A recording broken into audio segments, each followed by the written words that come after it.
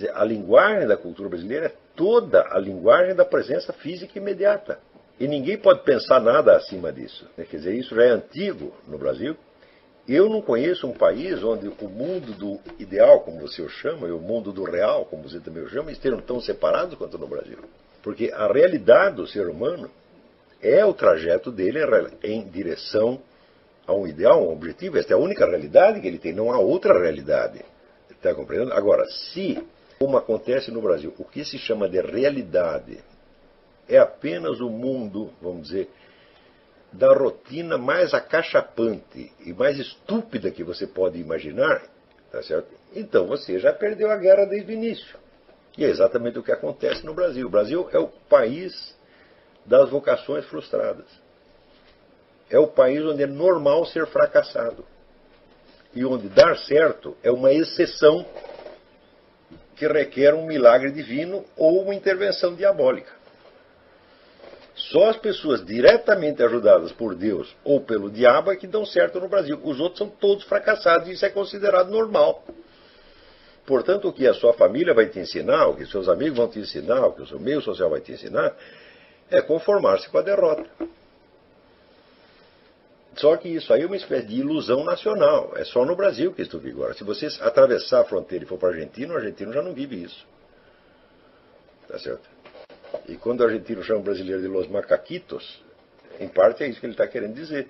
São pessoas que vivem uma forma diminuída de existência. São pessoas, vamos dizer, que não têm acesso àquilo que verdadeiramente constitui a existência humana. Eles vivem abaixo da existência humana, porque eles acreditam nisto. E é só porque acreditam, porque não há, vamos dizer, nem mais meio motivo para que as coisas sejam assim. Por exemplo, outro dia um rapaz escreveu dizendo o seguinte, dizendo, mas a gente para estudar a filosofia será uma coisa de elite, porque a gente precisa comprar livros, e os livros custam caro, etc, etc. Então, a gente vê quando ele fala uma coisa de elite, havia um certo elemento de inconformidade, ou de revolta com isso, né? Então eu comecei a pensar aquilo e eu reparei o seguinte, que não é que eu reparei nesse momento, já tinha reparado antes. Na cultura brasileira, a necessidade que você tem de trabalhar, prover o seu próprio sustento, é vista somente como uma imposição absurda de um mundo mau, não como um dever. O resto do mundo inteiro, praticamente a humanidade inteira, sempre soube, né, que o dever de você prover o seu próprio sustento e o sustento dos seus, mais do que uma necessidade, é um dever. É um dever moral, uma coisa que tem significação moral em si mesma. E que o sujeito que se recusa a isso, ele nunca vai ser gente. Tá certo? Agora, no Brasil, é assim. O normal seria não ter que fazer isto. Ou seja, se eu preciso de dinheiro para pagar minhas contas, isso é apenas uma imposição absurda do universo hostil em cima de mim. Quer dizer, é uma coisa que não existe dentro do sujeito. Ele não quer fazer isto. Ele não sente aquilo como um apelo do dever ou como parte da sua vocação. Ele acha o contrário. Tem aqui a minha vocação por um lado e tem ali a necessidade de ganhar dinheiro por outro. Eu digo, mas, meu Deus, isso é uma visão tão artificiosa das coisas. Porque se você não prover a sua própria subsistência, alguém vai ter de provê-la. E parece que no Brasil a ideia fundamental é essa. Justo é que os outros me alimentem. Se eu tenho que me alimentar a mim mesmo, é injusto. Agora, o outro não pode pensar assim. Aquele que vai sustentar você, ele não tem o direito de pensar assim. Ele tem o dever de sustentar ele mesmo e mais você. Ora, uma sociedade baseada nesses princípios nunca pode dar nada. Só pode dar 50 mil homicídios por ano mesmo. E o governo do PT, tá certo? E o mensalão só pode acabar assim, gente. Quer dizer, quando eu digo o Brasil é hoje o país mais burro e mais assassino do universo, eu não estou xingando, eu estou dizendo uma realidade cientificamente comprovável. Os nossos estudantes são os piores do mundo, eles se saem pior do que alunos, do que estudantes de países muito mais pobres, e o Brasil é recordista de homicídios por ano. Então é o povo mais burro e assassino do mundo. Por que chegou a ser assim? Por causa deste tipo, vamos dizer, de mitos e de mentiras impregnadas na cultura. Por exemplo, eu sugeri que vocês lessem o livro do Orígenes Lessa, que é O Feijão e o Sonho, que o sujeito quer ser um escritor, mas ele tem que trabalhar, e a mulher dele tá grávida, e tem todo aquele problema. Então, assim, de um lado a necessidade do feijão, do outro lado o sonho. Eu digo, isso é típico da cultura brasileira. Eu digo, meu filho, o dever que você tem de trabalhar, de se sustentar, de prover as suas próprias necessidades e a da sua família é parte integrante da sua vocação. Se você se recusa a fazer isso, você não merece que a gente lhe dirija a palavra, porque você é subhumano, você é um ladrão. O sujeito que acha que os outros, ou a sociedade, entre aspas, tem a obrigação de sustentá-lo e não ele mesmo, e ainda assim, pensando com esta ideia baixa, nojenta, porca, ele ainda quer ser um escritor, o sujeito desse tem que apanhar muito. E se não é para explicar porque está batendo. Então, não vou bater em você e não vou te dar explicação nenhuma. Só vou parar de bater quando você entender porque que a gente está batendo. E isto, no entanto, dificilmente eu conheço um brasileiro que não tem esse problema na cabeça. Então, eu não posso estudar porque eu tenho que trabalhar, etc, etc. Eu falo, mas só as pessoas que têm que trabalhar é que podem estudar, meu filho. Em primeiro lugar, quantas horas você acha que você aguenta estudar por dia? Eu, que tenho prática de 40 anos desta coisa, mais de 40 anos, eu hoje consigo produzir razoavelmente uma vida de estudo 4 horas por dia. No começo você não aguenta mais de 1 ou 2. Portanto, você precisa apenas de 1 ou 2. E o que é que o seu trabalho tem a ver com isto? Nada. Porque se você tivesse o dia inteiro livre para estudar, você ia estudar quanto? 1 hora. E se você tem que trabalhar de dia e só tem de noite, você vai estudar quanto? 1 hora. Não vai fazer a menor diferença, meu filho. Quer dizer, tudo isto é baseado, vamos dizer, numa crença cultural que cria uma oposição entre as pessoas e a estrutura da realidade. Coloca elas numa situação de idealidade absurda. E como aquela idealidade não se realiza, elas acham que elas estão sendo vítimas. Eu, no começo da minha vida, tive muita sorte de ler Goethe. E Goethe era um sujeito que tinha toda uma ética do trabalho. Ele diz, olha, você tem que fazer o que é do seu dever fazer, meu filho. Você está entendendo? Ou seja, você tem que trabalhar, você tem que pagar suas contas, você tem que criar seus filhos, tem que fazer tudo isso aí. Não vem com essa história de que você é artista e não pode fazer isso. Porque os artistas que fugiram às suas obrigações, que tipo de gente são eles? Jean-Jacques Rousseau? É disso que você está falando? É Jean-Jacques Rousseau que você quer ser? Joga os filhos no orfanato para você poder fazer a sua carreira literária? Sua carreira literária vai ser uma merda como foi a Rousseau. Você vai escrever uma obra toda cheia de mentira, vai ser uma coisa sem substância e só vai fazer mal para a humanidade. É isso que você quer fazer? Então, você não é capaz de se sustentar? Então sai daqui, moleque. Vai embora. Eu não quero você como meu aluno. Arruma um emprego, torne-se um homem decente e volte. Está entendendo? É assim mesmo. Eu já fiz essa aula no sábado, que é porque eu sei que tem gente que trabalha durante a semana e não pode. E a carga de leitura e de estudo que eu estou dando para vocês é muito pequena, tendo em vista isto. Agora, vem gente com choradeira? Só no Brasil que acontece isto, gente. Isto é uma marca da cultura brasileira. E vou dizer de onde veio essa marca. Eu vou ler um negócio aqui para vocês. Isso aqui é um depoimento feito pelo poeta Jorge de Lima, em 1942. Então ele está falando do movimento modernista.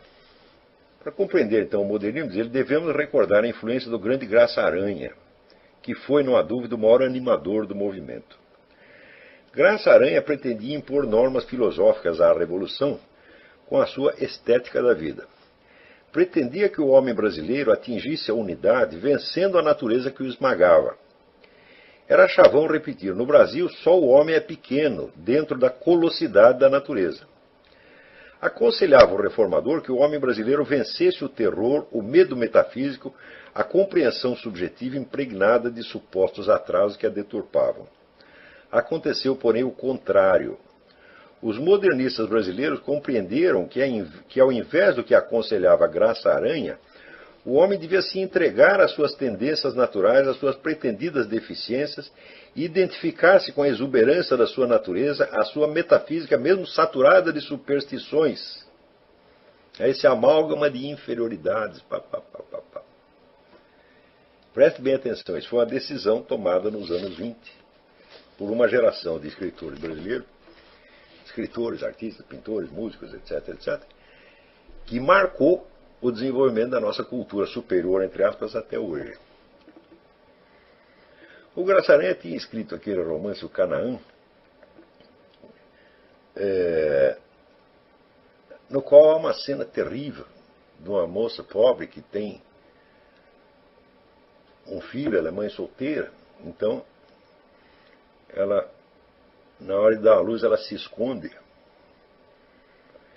e ela tem o filho aí no mato e os porcos comem o bebê dela, né?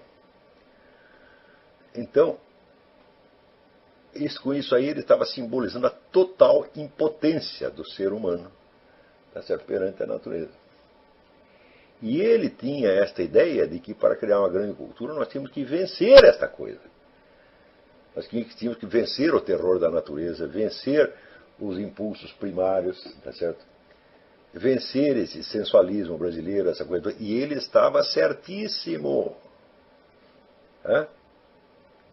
Só que daí a turma decidiu o contrário. Falou, não, nós temos que partir para o telúrico, né? Para, né, as sensações primárias, etc, etc. Bom, acontece o seguinte, o mundo das sensações primárias, o mundo da presença física, é o mundo do total isolamento do ser humano. O ser humano só consegue juntar forças no mundo do virtual, minha gente. Se ele fica apegado, vamos dizer, ao sensorial direto, cada um está isolado no seu sensorial direto, como bichinhos. Você está entendendo? E ficam impotentes perante a natureza e não conseguem se juntar para fazer nada. Você está entendendo? Por isso é que o brasileiro hoje vive nessa impotência. Ele não é capaz de se organizar para resolver seus problemas, mesmo elementares. E fica esperando que o governo resolva, mas acontece que os caras que estão no governo pensam igualzinho a ele. Está entendendo? E daí fica toda esta babaquice, tá certo? De cultuar religiões animistas, e carnaval, e candomblé, etc. Tudo isso já devia ter sido extinto há muito tempo. Isso aí só faz mal para as pessoas, pô. Isso aí tem que acabar. Enquanto continuar com esta babaquice, vai continuar os 50 mil homicídios por ano. É certo? Porque se você pensar, o que é carnaval? É uma farra sangrenta. Não é isso? Por que acham isso tão lindo? Porque são os idiotas, porque acreditaram nessa geração de pseudo-intelectuais. Quem aguenta ler os poetas do modernismo hoje? Ninguém aguenta. Aquilo é de um artificialismo, de uma babaquice sem fim.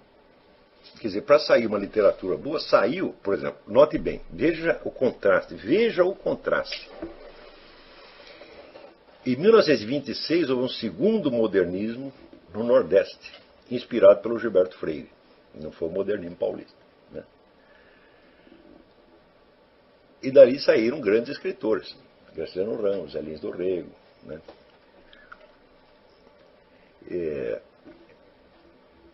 No livro do Zé Lins do Rego, Cangaceiros, que é um livro que todo mundo devia ler, tem uma mensagem que todo brasileiro devia meter na cabeça.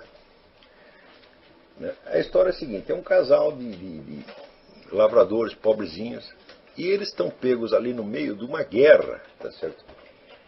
Entre coronéis do sertão e cangaceiros. E hora os cangaceiros fazem acordo com os coronéis, hora briga e tal. E os coitadinhos ali no meio daquele negócio, né, levando chumbo, tudo quanto é lado, sem poder fazer nada. Né? E por quê? Porque eles nunca sabem o que vai acontecer, eles nunca sabem onde estão os cangaceiros, nem onde é a guerra, eles estão completamente perdidos. Até que aparece um cego, que é um desses cantadores de feira, né? E o cego é o sujeito que vai de cidade em cidade e ele ouve as vidas das pessoas, ele guarda tudo na cabeça. Então ele tem o fio da meada. E graças ao cego, aquele casal consegue mudar, ir para um outro lugar e se salvar. Tá entendendo? Então o que é isso? Eu acho um grande livro, mas um grande livro. Né? O pessoal dá muito mais valor a outros livros do Zé Lins do Rego, mas acho que isso aqui é uma obra-prima mesmo, porque é o quê? É o nascimento da civilização através da linguagem. O poder da linguagem unifica os vários dados dos sentidos, transfere os caras do mundo daquela atualidade física atomística, quebradiça, separada, para um mundo onde as coisas têm unidade, está entendendo? Então elas percebem o sentido e elas sabem o que fazer. Só que é o seguinte, a cultura brasileira até hoje não deu esse salto. Que era o que estava propondo o Graça Aranha, isso que nós temos que fazer. Agora, para isto, exige um certo sacrifício. Qual é o sacrifício? Você não vai sacrificar nada do substantivo, não. Você vai sacrificar bobagem. É? Você vai sacrificar carnaval. Você vai sacrificar o... Como é que se diz? Esse apego que você tem ao sensualismo imediato. Tudo isso tem que ser transcendido, minha gente. Transcendido não quer dizer que você vai matar essas coisas. Você vai colocá-las dentro de um quadro maior onde elas adquirem sua justa proporção. Então, senhor, quer dizer, o que você tem que fazer é passar do sensualismo imediato para o virtual. E conquistar, é como na minha teoria das camadas da personalidade. Você tem que subir de camada da personalidade. Camadas da personalidade são o quê? À medida que você vai crescendo, você vai conquistando novos critérios de integração da sua personalidade em função de novos objetivos que você determina. E que dão um senso de unidade cada vez mais elevado e cada vez mais abrangente para o que você está fazendo. Agora, se você ficar apegado a essas coisas que o modernismo cultuou, tá certo? Você não vai passar da segunda camada, que é instintiva. Agora, no mundo dos instintos, não existe unidade. Por quê? Porque não existe nenhum instinto contínuo. Você não pode ter fome 24 horas por dia. Você não pode ter sono 24 horas por dia. Você não pode ter desejo sexual 24 horas por dia. O instinto é quebradiço. Então a pessoa que vive pelo instinto, ela não tem personalidade. Ela é só um monte de pedaços que não junta, está entendendo? Agora, então, isso daí resulta esta atitude brasileira com relação ao trabalho. Existe o mundo da necessidade e existe o mundo do ideal. Falo, não existe nada disso, isso é sonho, isso é maluquice. Isto não existe, minha gente. Os obstáculos, as dificuldades materiais, etc., elas são a substância do seu plano de vida. O seu plano de vida só faz sentido dentro disso. Se você tivesse nascido no paraíso, meu filho, no paraíso ninguém tem plano de vida. Nós só temos que ter um plano de vida. Por quê? Porque existem coisas que se opõem ao plano de vida, porra. Está entendendo? Essas coisas que se opõem, tá certo? Inclusive, elas determinam a forma do seu plano de vida. Então, a primeira coisa que você tem que ver é que o plano de vida ele tem que ter um sentido moral para você. Ele tem que ser um trajeto que vai na direção do que é algo que você entende como o bem. Ora, você não pode dar um passo em direção ao bem se você não entende o trabalho, o sustento próprio, como um dever e o entende somente como uma necessidade imposta de fora.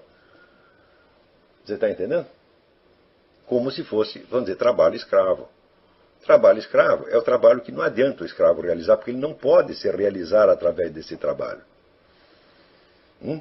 Mesmo assim, se você estudar a história, você verá que inúmeros escravos dignificaram a sua condição de trabalho escravo, assumindo-o como dever.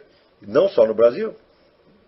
Você lê os discursos de Epicteto. Epicteto foi um filósofo grego que era escravo. E era escravo do sujeito que não prestava e que só o maltratava. O que fez Epicteto? Ficou dizendo, eu não posso ser filósofo porque eu sou escravo? Não. Quer dizer, a própria condição de escravo era o ponto de partida da sua filosofia, que é eminentemente uma filosofia moral. Essa relação que as pessoas estabelecem, vamos dizer, entre o ideal e o real, no Brasil, o que eles chamam de real, ela tem que ser totalmente mudada. E isso, vamos dizer, é um dos objetivos fundamentais do que eu estou ensinando. Se eu conseguir modificar isto na cabeça dos meus alunos, só isto, eu já terei feito uma grande coisa, porque pela primeira vez o Brasil vai ter uma geração que considera que o trabalho não é só uma necessidade, não é um castigo infernal, mas um dever de bondade. Bondade para os outros em primeiro lugar, porque se você não trabalha, alguém vai ter que trabalhar por você. Então, portanto, você vai virar o senhor e ele vai virar o escravo. É isso? Então, o Brasil é uma nação de escravos, onde os caras não estão se queixando da escravatura, estão se queixando só de que o escravo é ele e o senhor é o outro. Então, se inverter a situação, ele vai ficar satisfeito. Então, note bem, um país onde as pessoas pensam assim, já começa com um nível moral muito baixo desde a educação doméstica.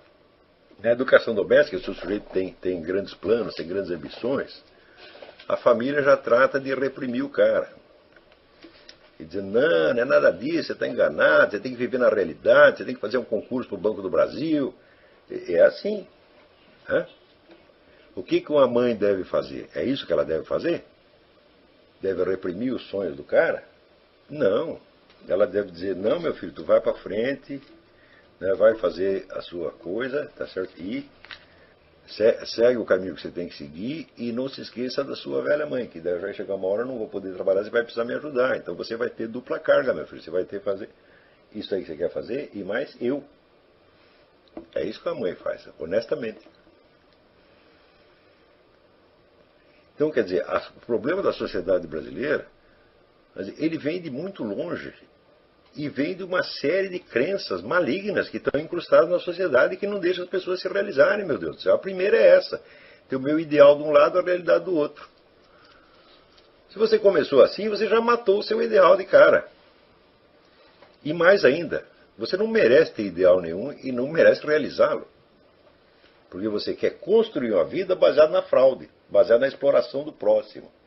Eu leio muitos livros portugueses, então a gente vê a imagem que tinha dos brasileiros no século XIX em Portugal, é a imagem medonha, mas correspondia à realidade. Quer dizer, o brasileiro era visto assim, como se fosse carreirista, né, fútil, desonesto, malandro, que enganava todo mundo, né, que ficava rico e que não tinha dó de ninguém, e só pensava nele mesmo, cara egoísta, tá entendendo?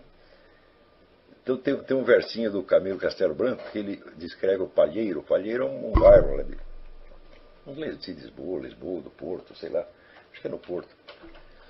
Tinha vários tipos pitorescos, né, tipos exóticos para você observar. Então, entre os vários tipos, né, tem assim, lá você vai ver isso, vai ver aquilo, e daí tem um versinho que é assim: há de ver o milionário brasileiro com 1000 tretas a narrar com sujas cores as lendas dos seus amores com as suas 30 pretas. Quer dizer, o brasileiro era isto. Tá entendendo? Era um sujeito que tinha lá um monte de escravo, ficava comendo todas as escravas, era isso o brasileiro em Portugal. Tá? E olha, até hoje o brasileiro reclama é disso. Ele quer ser o senhor escravo que tem lá 30 pretas peladas para servi-lo o tempo todo, tá entendendo? E se ele não tem isso, bom, que você queira isso, fala, bom, até que se compreende que você queira isso. O que não se compreende é que você ficar revoltado de não ter isso e achar que os outros têm a obrigação de te dar isso. Então, vamos dizer, se você é pobre, vamos dizer, a sua pobreza é o seu ponto de partida e você tem que aprender a se comportar como um pobre decente. O que é um pobre decente? É um sujeito que trabalha, tá certo? Com a consciência do seu dever. É o que o Cristo mandou, cada um tem que carregar a sua cruz. A cruz representa não é um castigo infernal, meu filho.